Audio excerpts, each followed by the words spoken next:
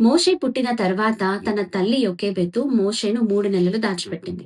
తర్వాత ఇంకా దాచిపెట్టడం అసాధ్యమని గ్రహించి రాజుకి భయపడి మోషేను జమ్ముపెట్టెలో పెట్టి నదిలో వదిలేస్తారు.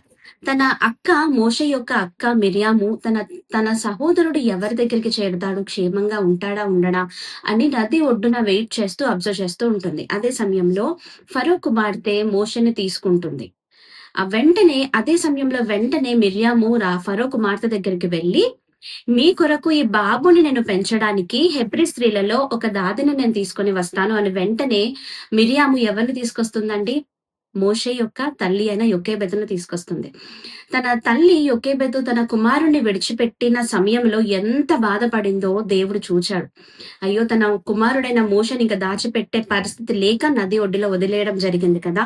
తన బాధని చూచిన దేవుడు మరలా కూడా ఒక రాజు కుమారుడిలాగా ఒక రాజు ఇంటికి వారసుడిలాగా తన సొంత తల్లి చేతుల మీదగానే దేవుడు ఎదిగింపజేశాడు మోషేని. గొప్ప విషయం కదా! ఆమేన్.